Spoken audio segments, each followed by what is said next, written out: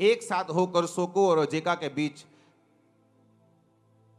अपेस the meme में डेरे डाले और शाऊल और इजरायली पुरुषों ने भी इकट्ठे होकर एला नामक तराई में डेरे डाले और युद्ध के लिए पलिश्तियों के विरुद्ध पांति बांधी यानी लाइन लगाई। पलिश्ती तो एक और पहाड़ पर और इजरायली दूसरी ओर पहाड़ पर खड़े रहे और दोनों के बीच एक तराई थी। तब पलिश्तियों की छावनी में से गोलियत नामक एक वीर निकला जो गत नगर का था। उसकी लंबाई 6 हाथ 1 बित्ता थी। 6 हाथ का मतलब होता है 10 फीट के करीब। अगर आज आप बड़े बड़े जो शूरवीर आप देखते हैं आज के जमाने के, वो खली हो वो कोई भी हो, 7 फुट 1 इंच किसी की हाइट है, 7 फुट 2 इंच किसी की हाइट है। लेकिन आप इमेजिन कर सकते हो ये बंदा 10 फीट का था और उसके सिर पर पीतल का टोप था।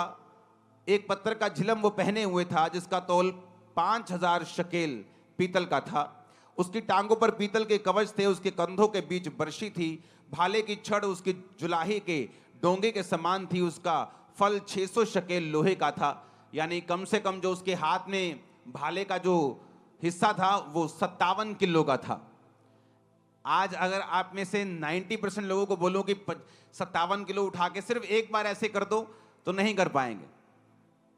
लेकिन उसने कहा कि वो उसके साथ वो लड़ता था और एक ढाल लिए हुए एक जन उसके आगे चलता था।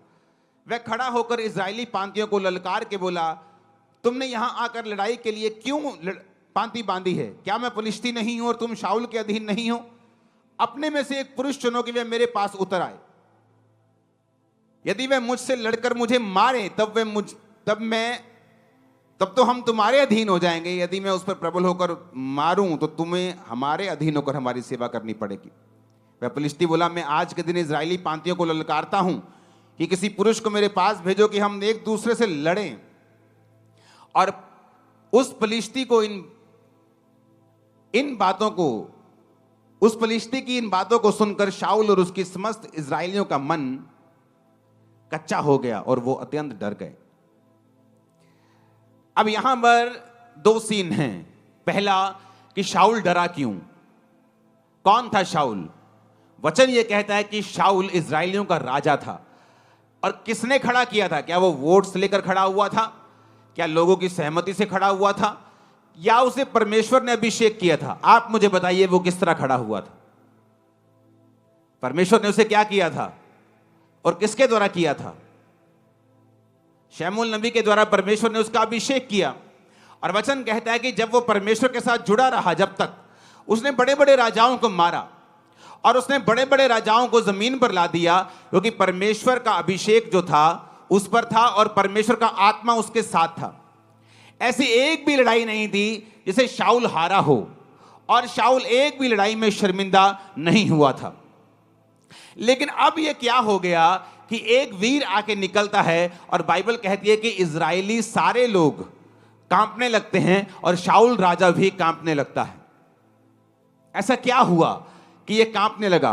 क्योंकि वचन कहता है कि परमेश्वर के वचन पर चलते चलते शाऊल परमेश्वर के वचन से हटा।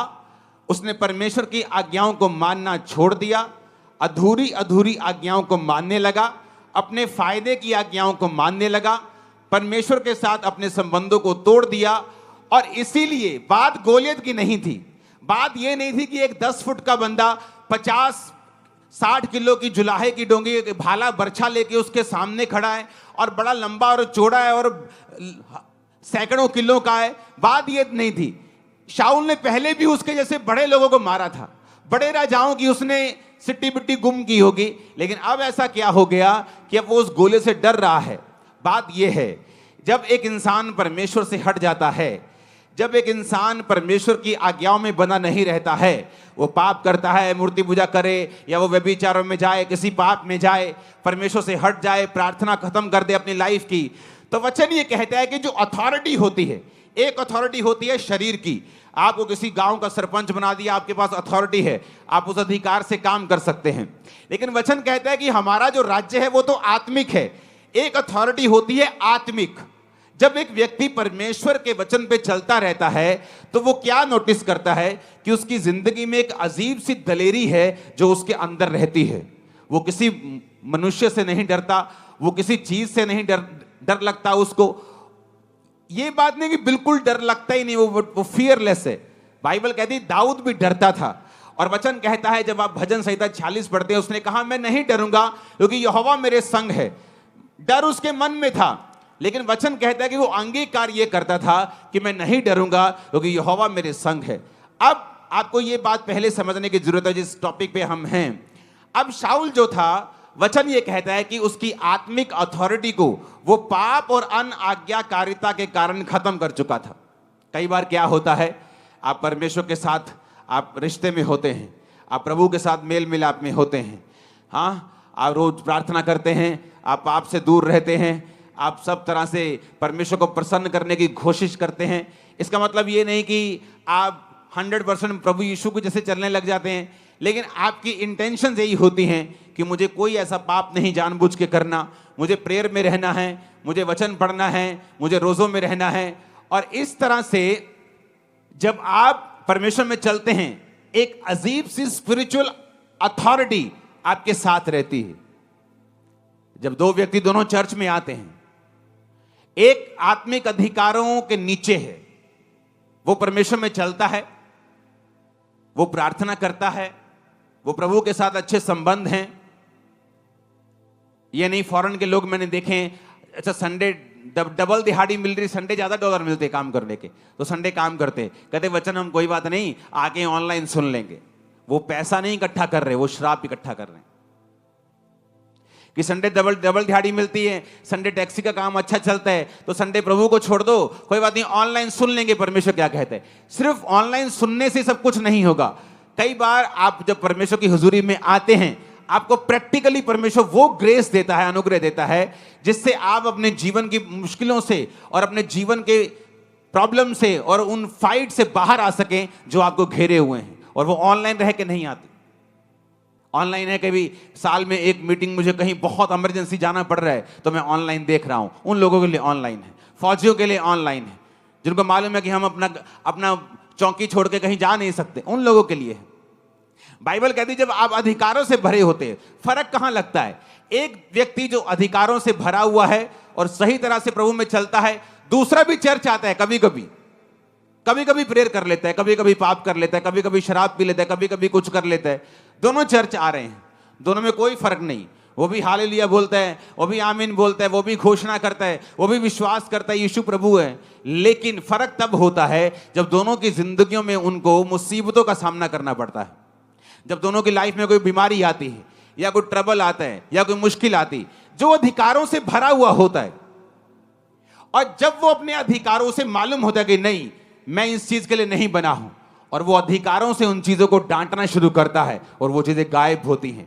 जब दूसरा सेम अधिकारों के साथ, सेम वर्ड्स के साथ प्रार्थना करना शुरू करता है, उसे अंदर से मालूम होता है कि मेरी प्रेयर का असर जो है वो नहीं है, मेरी प्रेयर में पावर जो है वो नहीं है, और वो प्रेयर शैतान के ऊपर इफेक्ट नहीं कर रही, और वो प्रॉब्लम के ऊपर, वो बीमारी के ऊपर जाके उसको खत्म नहीं कर रही, वो सिर्फ वर्ड्स हैं जो मैं बोल रहा हूं। कितनों को मेरी बात समझ आ रही?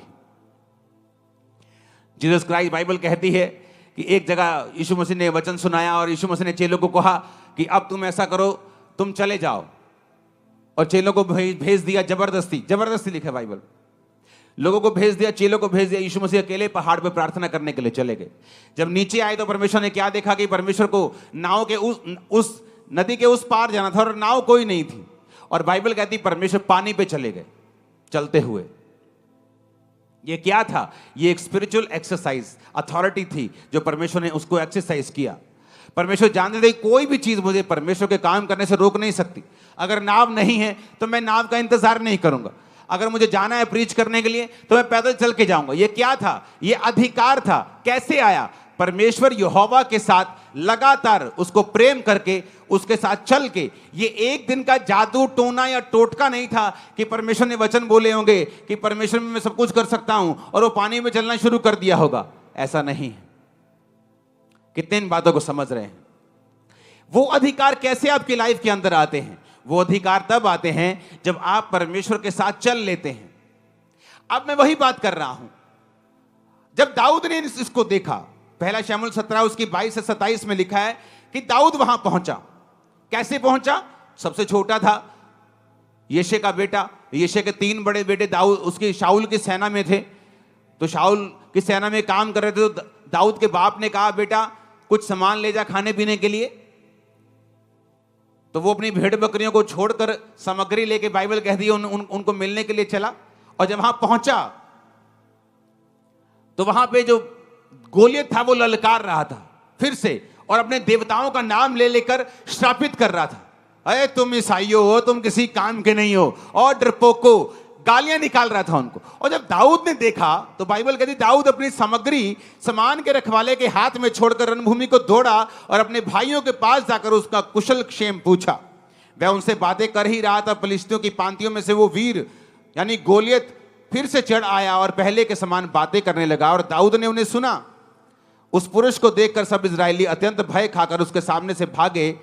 फिर इजरायली पुरुष कहने लगे, क्या तुमने उस पुरुष को देखा है जो चढ़ा आ रहा है?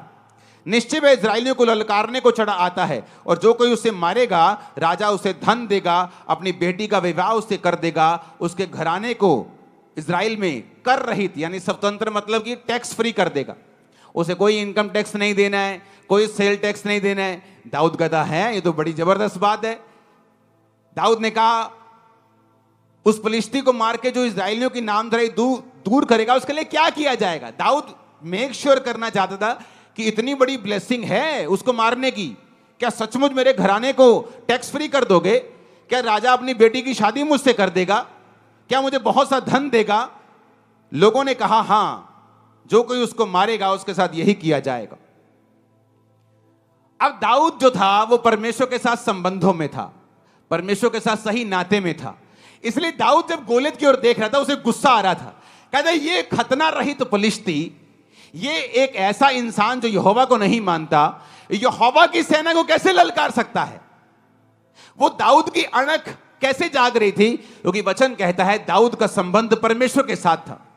इसलिए दाऊद के अंदर जो अधिकार था वो जाग रहा था और वो ललकार मार रहा था।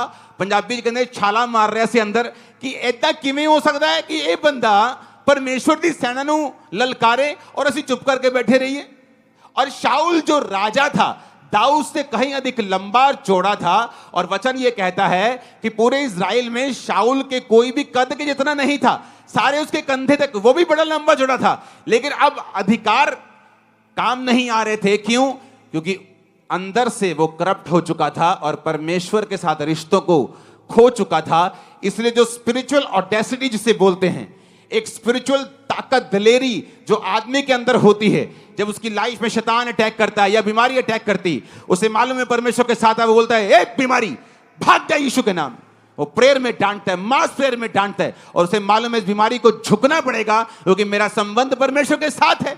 लेकिन अगर उस बंदी को पता हो कि रात को मैं ब्लू फिल्म में देख के आया हूं, मेरी लाइफ में कमी है, टाइट पे नहीं करता हूं, प्रेयर नहीं करता हूं, उसको मालूम है जब बीमारी उसको घेरती है या शैतान उसको घेरता है, उसको अंदर से पता होता है कि मैं इसको डांटूंगा तो ये भागेगा नहीं, मैं इसको भगाऊंगा ये भागेगा नहीं, क्योंकि वो आत्मिक अधिकार ओरिजिनल है। और शैतान भी उन अधिकारों को जानता है अगर वो आपके अंदर है और आप परमेश्वर के साथ सही हैं तो। इसलिए बाइबल कहती है सिकवा के 7 पुत्र जादू टोना करने की तरह यीशु का नाम लेकर भी दुष्ट आत्मा पर फूंकते थे। जिस तरह पौलुस निकालता है यीशु के नाम में, हम भी तुझे यीशु के नाम में जाने का हुक्म देते हैं।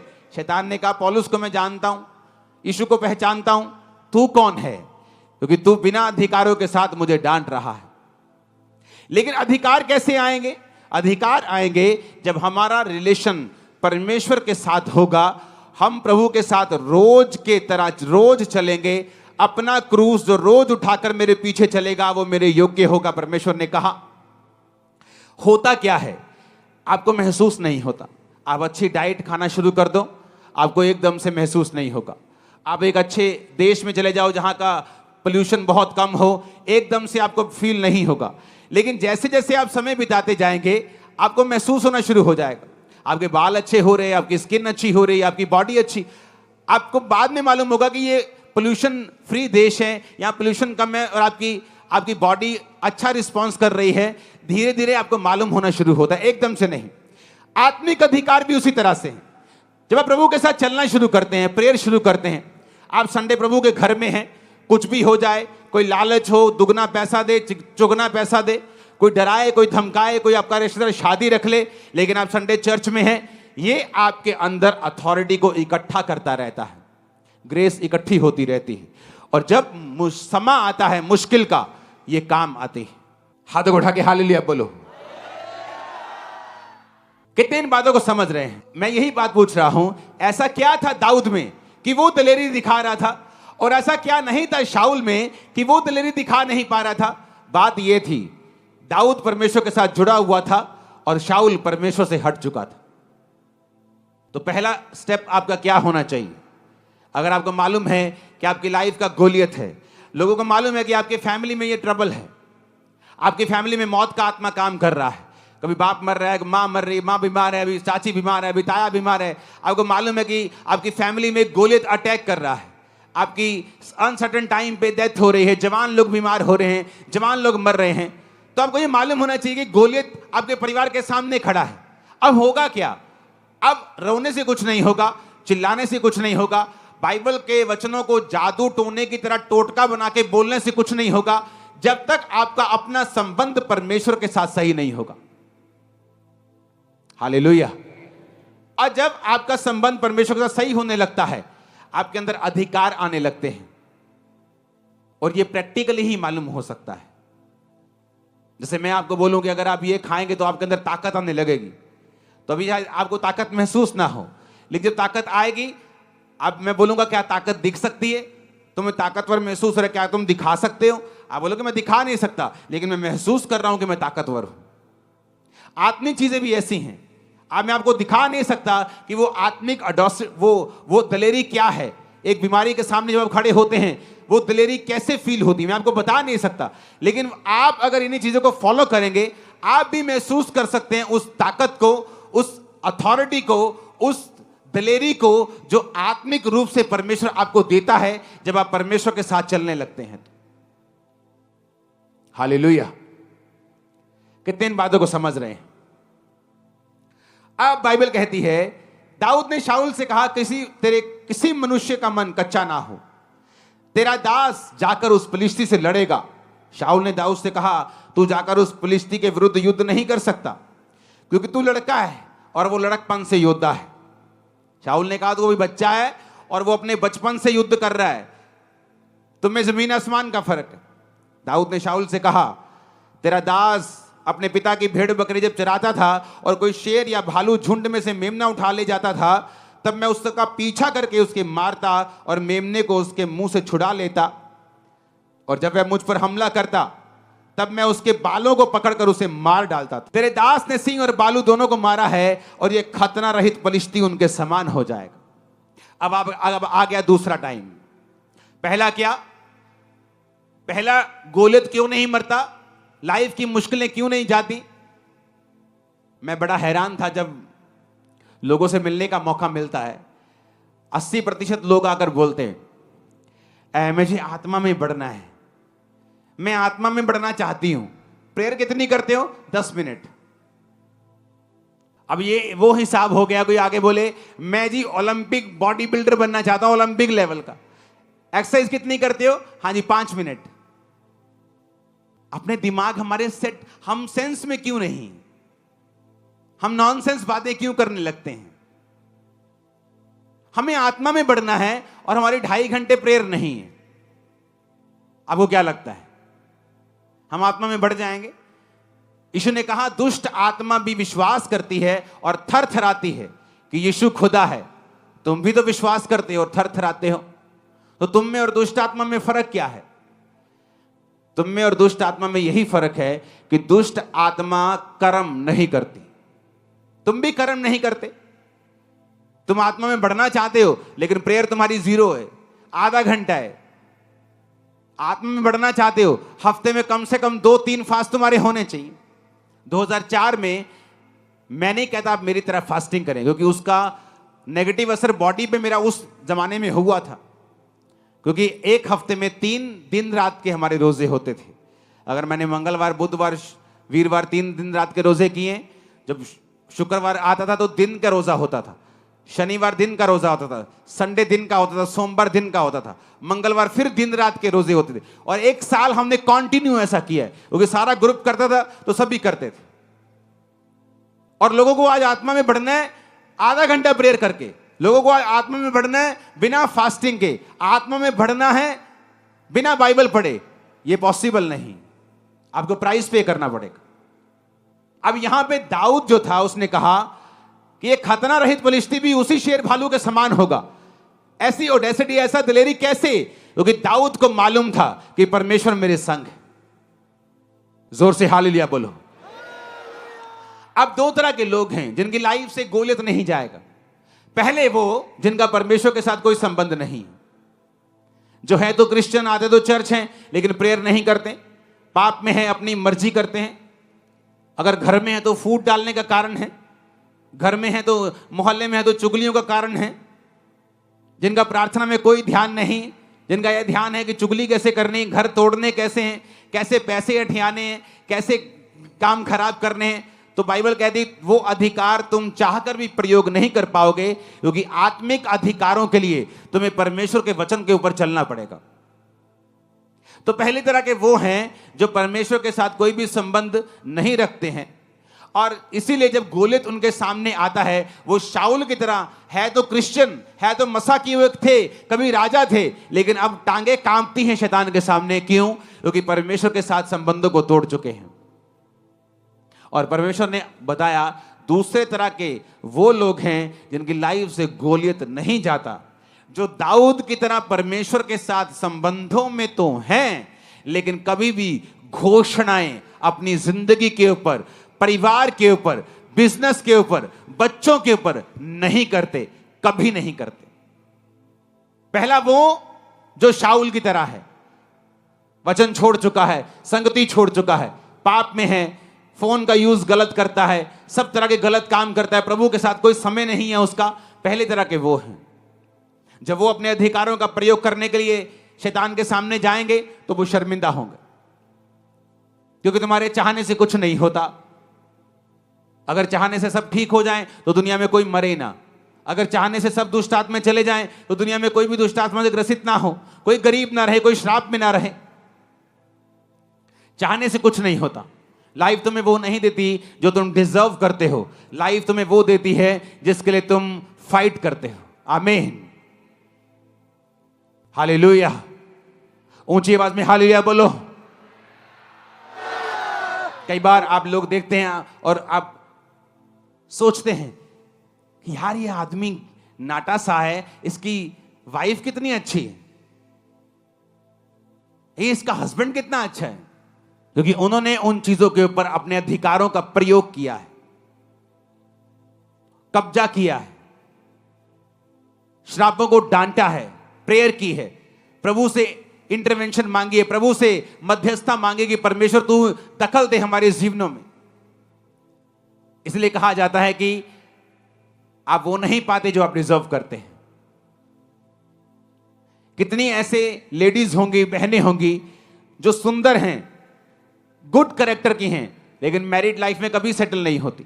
क्या वो डिजर्विंग नहीं है? उनसे कम पढ़ी लिखी, कम सुंदर, अच्छे हस्बैंड को पाके बैठी, क्योंकि लाइफ आपको वो नहीं देती जो आप डिजर्व करते हैं। लाइफ आपको वो देती है जिसके लिए आप लड़ते हैं, फाइट करते हैं। आज आपके घुटनों में ताकत आएगी लड़ने की, यीशु मसीह के नाम में। मैंने कहा आपके गलों में ताकत आएगी आत्मिक यीशु के नाम में। आमीन ऊंचा चाहिए। मैं आपको बता रहा हूं, मैंने हेवन को आपकी लाइफ के ऊपर ओपन होते हुए, शैतान के गढ़ों को टूटते हुए, गोलियत को आपके पांव पर गिरते हुए, बड़े बड़े गोलियत को गिरते हुए, आपकी लाइफ में सब रुके कामों को निकलते हुए मैंने देखा है।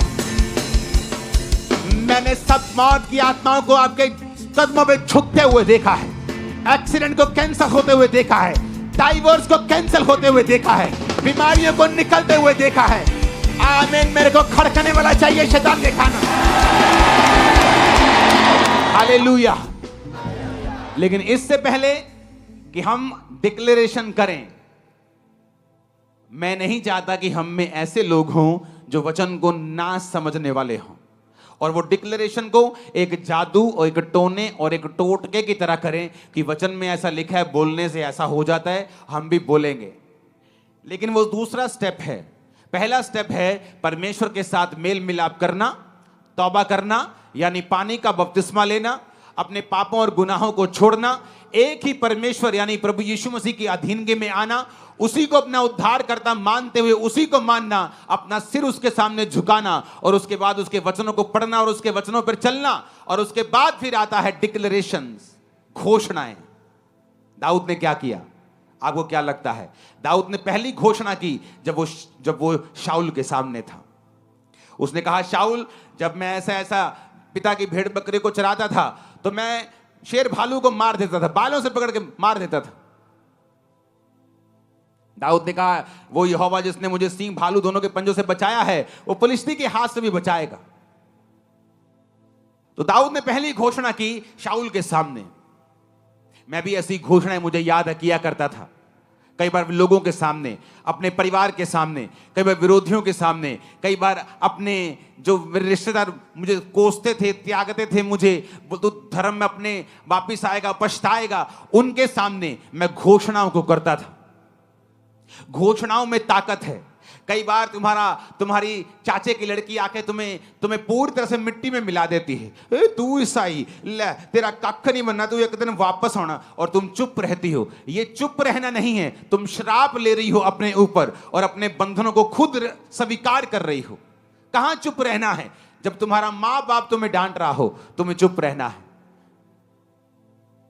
लेकिन जब कोई और हो और तुम्हारे विश्वास को चोट पहुंचा रहा है, तुम्हारे ऊपर गलत घोषणाएं कर रहा है, नेगेटिविटी बोल रहा है, तब तुम्हें घोषणा करनी होती है। परमेश्वर ने मुझे बताया, जो पहला स्टेप मैंने बताया ना, वो तो जस्ट एक स्टार्टिंग था। आपके लिए कौन सा स्टेप है परमेश्वर ने बताया, आपको मालूम? 10% लोगों के लिए है जो मैंने पहला स्टेप बताया, 90% लोगों के लिए जो अब बता रहा हूं। परमेश्वर ने कहा, मेरे लोग मेरे साथ अच्छे संबंधों के बावजूद भी गोलियत के नीचे रहते हैं, क्योंकि वो घोषणाएं नहीं करते अपने लिए। यहां दाऊद की जिंदगी देखो, उसने घोषणा की शाऊल के सामने। शाऊल कहता, बेटा तू अभी छोटा है, और वो जब वो छोटा था तभी से लड़ता है। यानी अगर वो 40 साल का है, वो 26 साल का एक्सपीरियंस है। बेटा तेरी उम्र अभी 15, 20, 16 साल है, 18 साल है, तू नहीं लड़ सकता। उसने कहा, जब मैं अपने बाप के भेड़ बकरे को चराता था ना, तो कोई शेर भालू आता था तो मैं उसको केसों से पकड़ के मार देता था। तो जो परमेश्वर मुझे शेर भालू के हाथ से बचाता था, वो इसके हाथ से भी बचाएगा। घोषणा, मैं घोषणा करता हूं तुम कभी फेल नहीं होगे। मैं घोषणा करता हूं इसी साल तुम्हारी शादी होगी। मैं घोषणा करता हूं तुम फाइनेंशियली ब्लेस्ड होगे। मैं घोषणा करता हूं तुम डर की आत्मा के नीचे नहीं जियोगे। आमीन ऊंचे वाला चाहिए। आप मेरी बात समझ रहे कि नहीं? घोषणा क्या तुम करती हो? क्या तुम करते हो? एक शराबी, पूरा शराबी, टुल्ल वाला शराबी, शराब पीता था, नाली में गिरता था, रोज नाली में गिरता था, रोज घर लेके आते थे। मां क्रिश्चियन थी, कभी कर्ज नहीं किया, बोलती थी मेरा बेटा एक दिन सेवक बनेगा। वो सेवक बना, बड़ा हो गया।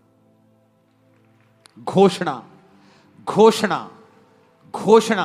तुम्हारा बच्चा शरारती हो, कभी मत कहो मेरा बच्चा शरारती है, बोलो मेरा बच्चा एक्सीलेंट।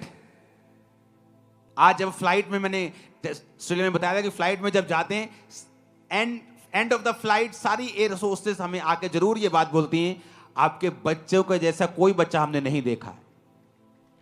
ये कैसे इतने काम हैं, कैसे हर चीज को बोलते हैं, हैंडल करते हैं, चीजें करते हैं, शोर नहीं, रोते नहीं, चिल्लाते नहीं, खिंचते नहीं। मैंने कहा घोषणाएं।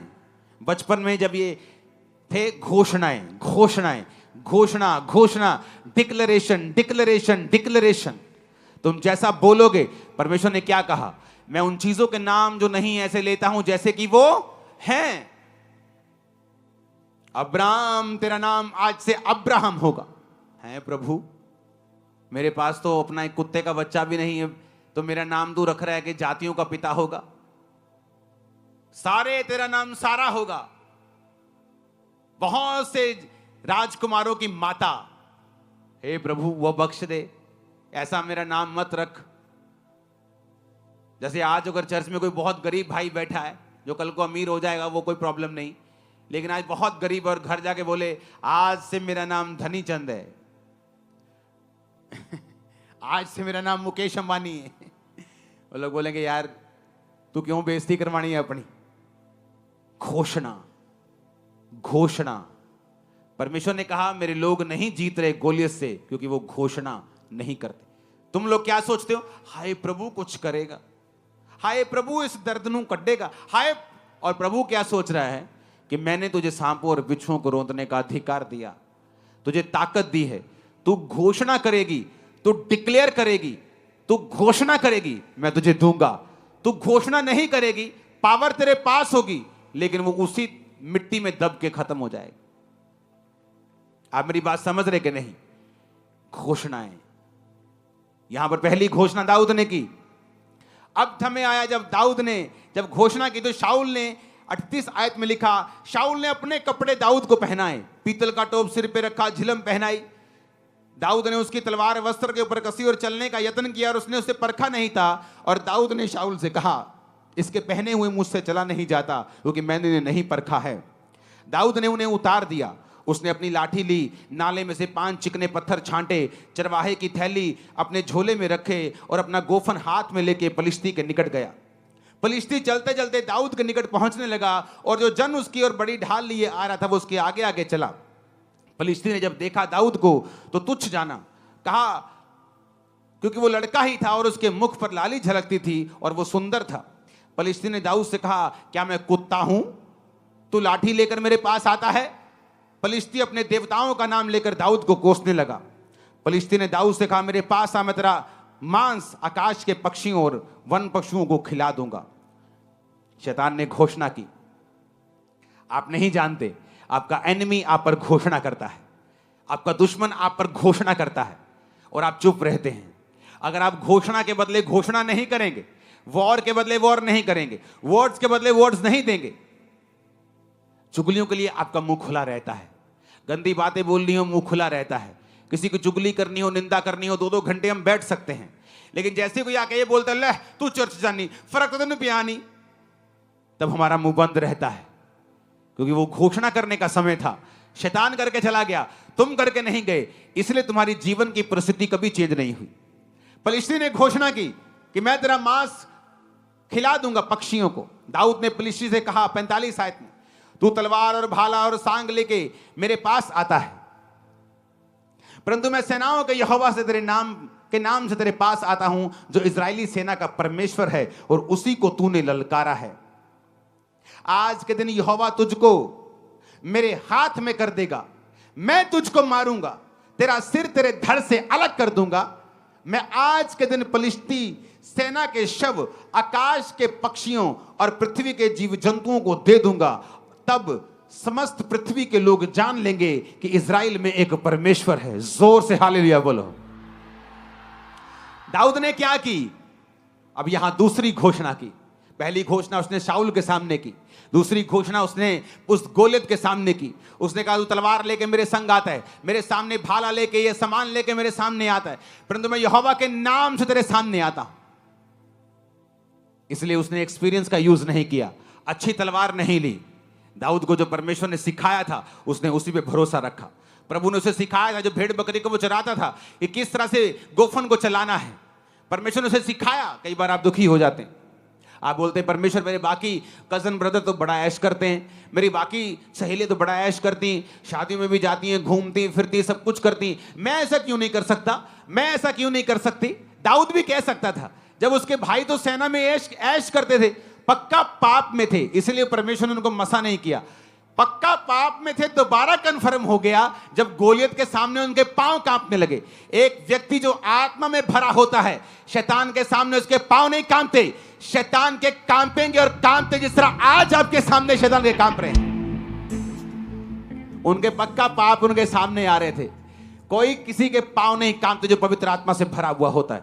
डर उस पर अटैक कर सकता है, लेकिन उसका हल यह है, वो डिक्लेयर करता है दाऊद ने घोषणाएं की हैं। अगर आप भजन संहिता में पढ़ेंगे, जब डर उस पर अटैक करता था, वो घोषणा करता था, मैं नहीं डरूंगा, यहोवा मेरे संग है, यहोवा मेरा शरण स्थान और बल है, संकट में अति सहज से मिलने वाला सहायक, इस कारण मुझे कोई भय नहीं, चाहे पृथ्वी उलट जाए। घोषणा, घोषणा। जब तुम घोषणा करते हो, तुम्हारी स्पिरिट में कुछ जाता है जो तुम्हें दिखता नहीं। जब तुम घोषणा करते हो, विक्ट्री तुम्हारे अंदर जाती है, बीमारी तुम्हारे अंदर से निकल जाती है, हड्डियों का दर्द चला जाता है, बीमारी श्राप चले जाते जब तुम घोषणाएं करते हो। लेकिन जब तुम इंतजार करते हो कि प्रभु कुछ करेगा, दाऊद वहां खड़ा होकर प्रभु की ओर नहीं देख रहा था कि प्रभु कुछ करेगा, कि गोलियत को हार्ट अटैक आ जाए, गोलियत अपने आप मर जाए, कुछ हो जाए, गोलियत का दिमाग चेंज हो जाए। हे प्रभु कुछ कर, हे प्रभु दया कर। उसने कहा, तेरा सिर तेरे धड़ से मैं अलग कर दूंगा, इन फलिश्ती सेनाओं के शव मैं आकाश के जंतुओं को दे दूंगा, क्योंकि तूने मुझे नहीं, तूने परमेश्वर को ललकारा है। जो आपके पीछे हैं, आपके पीछे नहीं है। जो इस सेवकाई के पीछे हैं, वो इस सेवकाई के पीछे नहीं, वो जीसस क्राइस्ट के मकसद के पीछे हैं, और उनका सिर धड़ से अलग कर देगा परमेश्वर। मैं आपको बता रहा हूं, आपका आमीन छोटा है। ये आमीन अपने परिवार के लिए बोलो, जीत जाओ। फाइनेंस के लिए बोलो और जीत जाओ। शरीर के लिए बोलो और चंगाई को पा जाओ। दिमाग से डिप्रेशन को हटा दो, आमीन बोल के।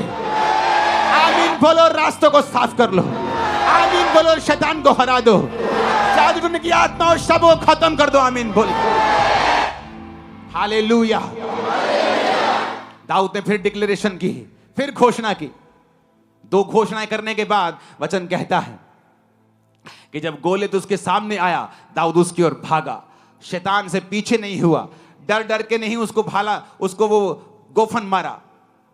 बाइबल कहती उसके सामने फॉरवर्ड गया, बिना डर के उस गोफन को चलाया, उस गोफन में पत्थर रखा, चलाया, उसके माथे पे जाके लगा, गिरा गोलियत। तलवार नहीं थी, गोलियत की ही तलवार पकड़ी, उसका सिर धड़ से अलग किया।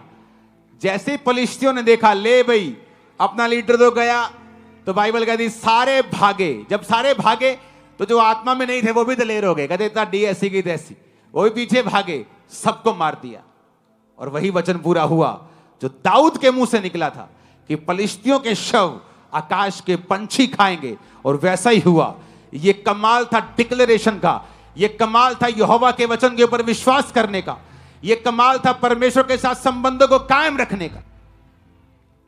आमीन ऊंचे वाला चाहिए चर्च। हालेलुया। मैंने यहां पर लोगों को आते हुए देखा है चर्च में, और पूछा है उनसे, कब लिया बपतिस्मा? कहते जिस दिन हम चर्च में पहली बार आए थे हमने बपतिस्मा ले लिया था। और जाके चेक करो उनके लोगों की गवाहियों को, चेक करो किस तरह से परमेश्वर ने उन्हें ब्लेस किया है। जब परमेश्वर के साथ उन्हें संबंधों को कायम किया, टाइम वेस्ट नहीं किया। जब मुझे मालूम हुआ था बपतिस्मे का, मसीह में आने के शायद 2-4 हफ्ते बाद ही, तो मैंने अपने पास्टर को बोला मुझे अभी चाहिए। तब लोग देते नहीं थे, तब 20-25 इकट्ठे होते थे तो तब मिलता था, जब 2-4 महीने में। तो मैंने मसीह में आने के 1.5-2 महीने के बाद बपतिस्मा ले लिया था। मुझे वो भी लेट लगता था, मैंने कहा लेट लिया है, मुझे और जल्दी लेना चाहिए था। पहला स्टेप है अपने संबंधों को प्रभु के साथ कायम रखना। आत्मिक जो रूल्स रेगुलेशंस हैं, वचन पढ़ना, प्रार्थना करना, संडे प्रभु के घर में आना, प्रभु के भवन में लगाए जाना, सेवा में हिस्सों को देना, सेवा करना, इवेंजलिज्म टीम का हिस्सा बनना, बोना, प्रार्थना करना, अपनी सेवकाई के लिए, अगुओं के लिए प्रार्थना करना। जब आप इन हिस्सों में शामिल हो जाते हैं, उसके बाद आपके अंदर अथॉरिटी आनी शुरू हो जाती है, आपको महसूस हो या ना हो। और जब आप फिर प्रभु के साथ संबंध कायम कर लेते हैं, उसके बाद आपको डिक्लेरेशंस करनी है। अगर आप नहीं करेंगे, गोलियत खड़ा का खड़ा रह जाएगा।